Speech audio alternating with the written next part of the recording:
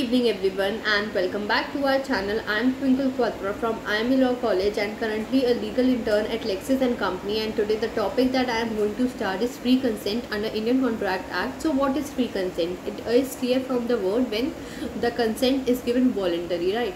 But section 10 of Indian Contract Act tells us that the concept of the person will be free when it will be not influenced by other sections. So what are these other sections? We will talk this in this video. So there are basically 5 sections, that is from 15, 16, 17, 18 and there is section that is 20, 21, 22 that will be counted in one, because section 20 defines the mistake and 21 and 22 are the components of mistake. So it will there are 5 subheads basically. So in this video I will discuss 15 and 16, that is coercion and undue influence, and rest of the section I will discuss in my another video.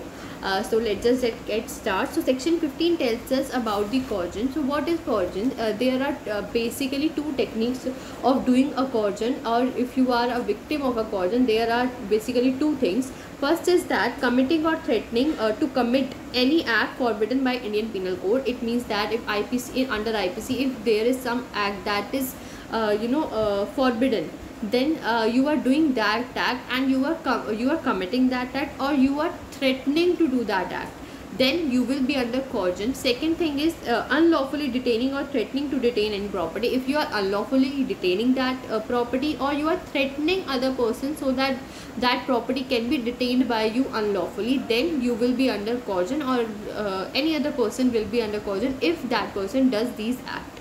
So this was coercion. Now let's just take the illustration. It is a very interesting illustration. You will get to know everything. There is A on board an English ship on the high seas, causes B to enter into an agreement by an act amounting to criminal intimidation under the IPC. So there is an offense of criminal intimidation of under IPC. I have made the separate video. Do tell me in comment section what is the section for criminal intimidation. So A does criminal intimidation to B, and A afterwards sued B to breach of contract at Calcutta. So A has employed coercion, although his act is not an offence by the law of England, and although section 506 of IPC was not in force at the time when or place where the act was done. It means that A will be liable for coercion unless criminal intimidation is in the offence of England or not. He will be liable for coercion, because according to IPC this is an offence. It doesn't matter that a particular country have these offences or not, because but if in India this is an offence, then you will be liable for coercion. Now let's come to section 16, undue influence. So what is undue influence? Basically undue influence means it says a contract is said to be induced by undue influence where the relations succeeding between the parties are such that one of the parties is in the position to dominate the will of the other and use that position to obtain an unfair advantage over the other. So undue influence means first condition is that there are 2 parties and one party is in the dominating situation, that they can dominate the other party. They are the stronger party, they can dominate the other party. So there is a relationship of subsisting that one party can dominate. Second part says, in particular and without prejudice to the generality of foregoing principle, a person is deemed to be in a position to dominate the will of another. Now it tells us that when a person can dominate the will of another, there are 2 things. First is where is hold a real or apparent authority over the other, or where he stands a fiduciary relationship to the other. First is that if he is in a real or apparent, if he is that person who is dominating is in the authority to dominate, he is at the stronger position. And second is there is a fiduciary relationship. It means relation of confidence, relations of trustworthiness.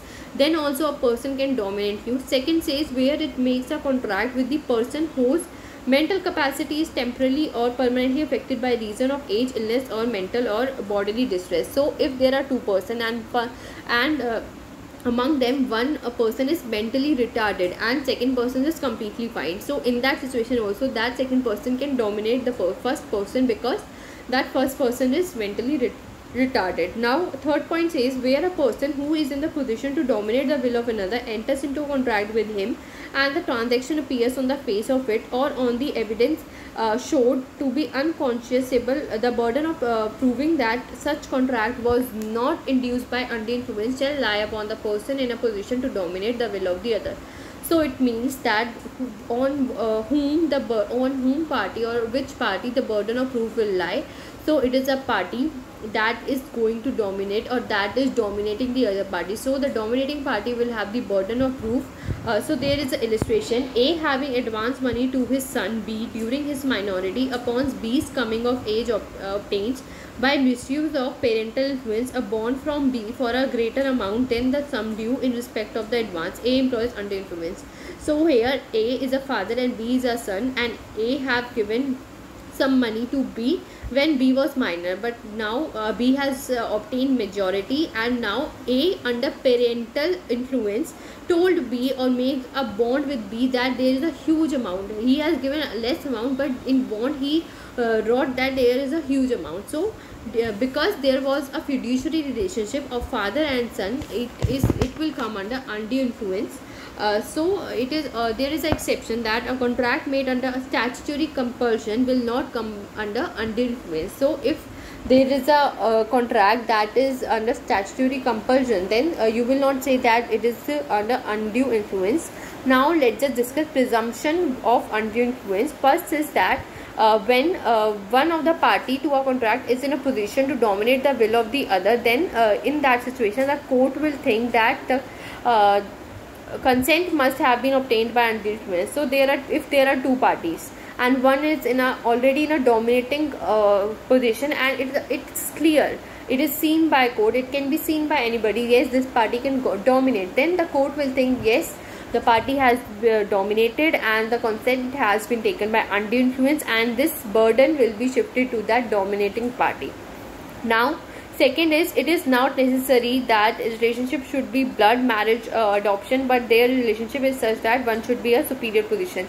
So it is not necessary that there should be always a situation of blood relationship, adoption relationship, or a marriage relationship, but the relationship should be like that one is stronger and the other cannot bargain for that right, and that will be considered. Third is, the presumption of undue influence may also arise from the fact that there is such an inequality of bargaining power. Yes, I was talking about bargaining power between the parties, that one can cause economic duress to the other. So it means that there was no power for bargain to the weaker party, and the stronger party has caused the economic duress to the other party.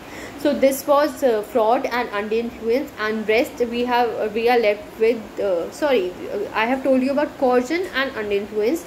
Now fraud, misrepresentation and mistake are left, and I will clear these section in my next video. And also keep liking, keep sharing and subscribe to our channel, and if you have any doubt you can comment me down below. Thank you for watching.